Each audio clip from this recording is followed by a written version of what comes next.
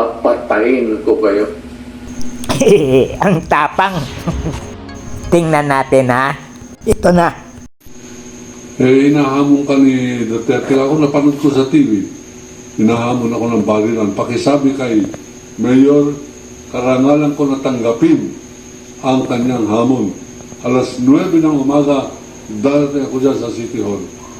Dumating po September 6, 2003, nung pinatay si June Pala, 2003 po yan.